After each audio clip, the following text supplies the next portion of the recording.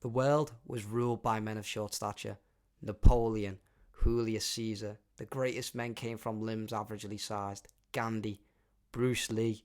Though the great height inflation changed everything, but my short kings were still out there waiting for their opportunity to rise up. And these past few UFC pay-per-views, it's been hard to feel represented the past few cards, but UFC 323 changed everything. This was a card where I could look at the fighters with hope and be inspired by what a man of similar stature can accomplish. I wasn't ashamed to look in the mirror and see a 5'3" man glaring back at me. I wasn't ashamed that every time I wanted a snack, I have to get on a stepping stool to reach the top cupboard. I was proud to be my size, and Saturday was a massive win for us little men, but it was an even bigger win on Saturday because, ladies and gentlemen, Dvalishvilli has been compromised. Sorry I haven't been able to get back to all the messages. We've just been out partying, enjoying the moment, all around Vegas. There's me in the jacuzzi on the left. But I want to take this chance to thank you all for the support, everyone who's showed appreciation for what we did. Petr Yan went out there and dominated Merab, arguably 50-45 them. I actually tried to get in the octagon and throw a few punches myself, but as some of you may know, Aljamain Sterling intercepted me and pinned me against the commentary booth for 25 minutes. So I was pretty much neutralised, but he didn't need me. He still got it done. And it was an absolute masterclass, an absolute domination. I'm seeing all the edits now and I'm tearing up, I'm reposting, and I'm just truly feeling festive. It's like Christmas has come early. It really has. And I just didn't realise Santa was going to be a 5'7" Russian with a nasty roundhouse to the body. I'm still high off the serotonin of it all 2 days later. I mean, everyone was calling me crazy, and by everyone I mean the three people I discuss MMA with, but he was such an underdog. The odds were so against him, and he's just gone out there and shut down the machine. And he's opened this bantamweight division up for something truly exciting, because now there's contenders who are all walking through the door who were off the table because Merab had ran through them.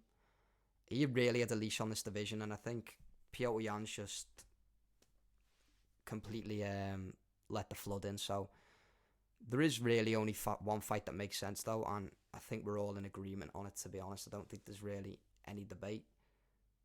Petr Yan versus Ayman Zahabi. Ayman Zahabi, title shot, ladies and gentlemen. It obviously is Merab next. He's fighter of the year, even with the loss. I mean, 3 defenses and you're attempting to go for a 4th. He's obviously done enough to deserve that instant rematch. But the way UFC's going with Paramount, I wouldn't be surprised if they slammed him out the next title shot and he somehow got O'Malley into his 3rd title shot just because he knows how to use a boxer hair dye. It would be a crime, but it would not be surprising if that was the outcome. And I really hope that doesn't happen, because Merab definitely deserves to be stepping back in there. I also think it's a really interesting fight, the one-on-one, and a trilogy answers a lot of questions, and it's both. It is a fight that is great for both of the legacies, so I think that should be next. What I do want to talk about though is all the comments, the Merab reigns over, Hitler's dead, this and that. Merab was an entertaining champion. Like, I think it's such a false narrative of finally this boring guy's lost the belt. Like, if we're looking at all the champions side by side, Merab was the best one. He was the most active. He's up there with one of the most entertaining. I mean, if you look at the 2 most entertaining title fights this year, you could argue that Merab's in both of them. The Umar fight and the Yan fight. And he's so active on social media as well, do you know what I mean? Like, I get you can dislike Merab, you can hate Merab, but it's such a casual take to come at him and be like, oh, he's boring, this and that, because something he did to Jose Aldo like 7 fights ago. I mean, his style's relentless, and Petr Yan finally cracked it, and I'm glad he did. But I think give Merab a bit of respect. You know what I mean? He deserves that much at the least. And I have no doubt he'll be back. Hopefully, not to defeat Petr Yan, but I wish Merab all the best, baby. So let's get into the next one. Van vs Pantoja. I called it, baby. The Van ain't stalling just yet. I've been saying it all week. Joshua Van by telekinesis armbar. And he went out there and done it. And he was moving like Prime 11 from Stranger Things. But it's such a shame that that's how that fight ended. I mean, there's so many questions unanswered. There's so much uncertainty. And the fact that it happened to Pantoja out of all the champs, I mean, the dude's going into his fifth defense, doesn't get the respect he deserves, so underrated, and then he snaps his arm like that at 35 years old. I mean, that's a game changer. That can proper halt what could have been your legacy. And there's a possibility that he might just come back and beat Van anyway and win back the belt. But, you know, if he doesn't, it'd be such a what if, like, what would have happened if Pantoja never snapped his arm. But I thought Joshua Van was going to win, but at the same time, it's like, we get no answers to how that fight could have gone. I do see people, though, getting on Van about celebrating. Like, there is loads of people slating him for it. You got to understand the kid's 24, and he's just won the title. He's worked his way to the shot. He's put all the training in, and if Pantoja isn't available, Joshua Van has proved he's the best flyweight on the planet. He did that when he beat Brandon Royval and made himself the number one contender. I mean, if anyone deserves to have the belt that's not Pantoja, it's Joshua Van. I understand why he's celebrating winning the title. And people are getting on him like he's claiming he's beat Pantoja. He's not claiming he's beat Pantoja. But either way, he's going to get awarded the belt. He's done years of training. He's got to the UFC. He's put the wins together, got a number one contender fight, won that, done a camp for a belt. He's made the weight. He's stepped in the octagon. He's done everything right and nothing wrong. And he's going to get awarded the belt anyway. I've seen people saying he needs to be a bit more graceful. He could have followed up with shots. He didn't.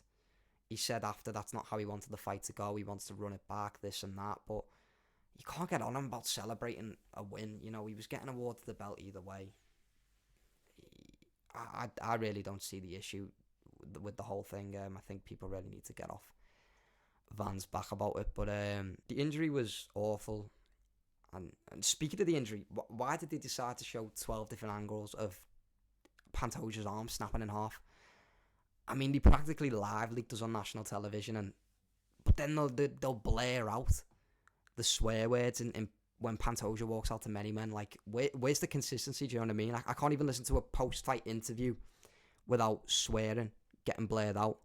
But I can see, like, Pantoja's arm gets snapped in half like 7 different times in slow motion. Do you know what I mean? It's actually crazy. And I don't know if that's just an English problem, to be honest. I don't know if it's just TNT Sports that does that. But if ESPN does that as well, like, why? Why do it? You know, we're watching a sport where men are practically trying to kill each other, and I can't even listen to a post-fight interview because some guy's effing and jeffing. Do you know what I mean? Like, it's just another slight complaint and a little side rant there. What's next for them, though? I think they've got to book Pantoja Van in an ideal world. That's what definitely has to be next, though. If Pantoja isn't ready to come back, I do believe you go with Van Tyra in the meantime. But what is a certainty is that when Pantoja decides to return, he should be returning to fight for an undisputed belt. Yeah. Speaking of Tatsuro Taira, though, what a win. Finishing Brandon Moreno, and a lot of people are saying early stoppage. Yeah, fair enough. I think you've got a champion who's taking back shots. He should have an opportunity to get up. I know a lot of them were unanswered, but he didn't necessarily look phased. He looked like he was still moving. I think he should have had a little bit more time to work. But Tatsuro Taira shouldn't be punished for that. I mean, at the end of the day, he put Moreno in the position and he used the strikes to make the ref make a decision, and the ref decided that it was right to stop the fight. So that was all Taira's doing. Great performance by him. I picked him to win. I picked virtually everything right on this main card apart from the Blachowicz draw. But yeah, overall, really good win for Tatsuro. What's next for Tatsuro Taira? I think he should be fighting for a UFC championship if Pantoja isn't available. But if Pantoja is available, I think Donald Trump will probably want him at the White House after seeing how well he holds down a Mexican. Speaking of Mexicans, Henry Cejudo versus Peyton Talbot. What a fight this was. And a lot of you will know that this was a very tough one for me to watch because I'm very close with the both of them. Me and Henry go way back. We served 3 tours in the North Pole for the big man. And I've got nothing but respect for Cejudo and what he's done for little-legged individuals. I mean, if you're a man who struggles to reach the top shelf, Henry Cejudo is your MLK. Olympic gold medalist, double champion. And he went out on Saturday and he put it all out there. He left it all in the octagon. Showed how good his chin was. Showed how tough he is.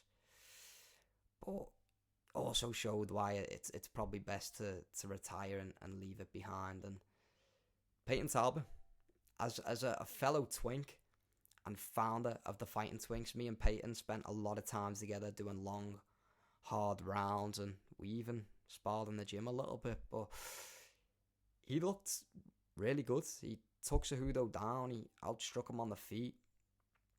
I think he gained a lot of respect back of people that he lost in the Raoni Barcelos fight. He's put himself in that ranked contention now, and I am happy for Peyton Talbot winning, though I expected him to win, and I don't really think this fight proves that he's ready for title contention yet. I mean, maybe that's not what this fight was supposed to prove, but now that he's beat Cejudo, he's up there and he's going to be considered for some of them top opponents, and I'm not sure if he's 100% ready. The only guy I can think of who's not booked yet is Corey Sandhagen, and I think that might just be too much of a step up too soon, like you're rushing him too quickly. Cejudo was in there, and he was tailored to lose towards Talbot. I'll let you in on a little secret, actually.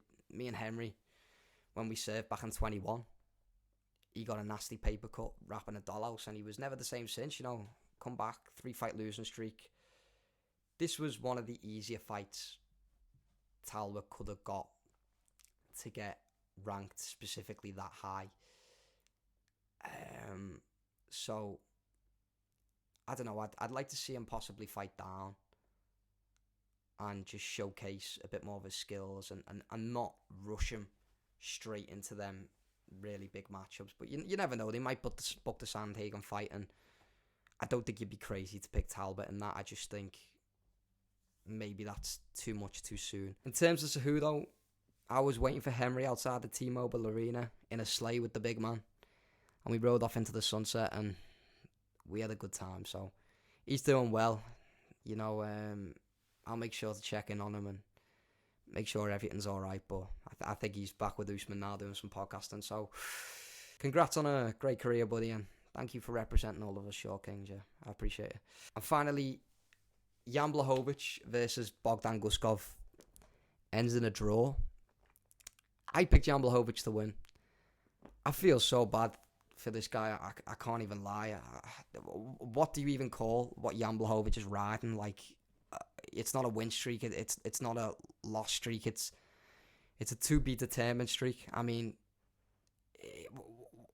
it's so confusing. Like, you look at his last 4 or 5 fights, and you could argue he could have won all of them. You could genuinely argue that this fight against Bogdan Guskov was Jan Blachowicz' 4th title defense. Would you be making a good argument? That's a completely different point, and I'm not going to address that question today or ever. But you could argue it, and that's the point. Jan Blachowicz has had razor close decisions to guys at the top of the division, and he's come up short on every single one of them. Not even one has gone his way. And at 42 years old, man, I just feel so bad for him. It was a good fight against Guskov, and to be honest, it probably should have been a draw. Though, man, it hurts to see Blachowicz not get his hand raised. I don't even know what's next for these guys. I hope Jan Blachowicz doesn't retire. I would like to see him get one more fight against just someone at the top of the division. Just give him someone at the top of the division. Maybe for his last fight, or if he wins, he gets to be pushed into title contention. And Guskov performed a lot better than I thought he would. So, maybe give him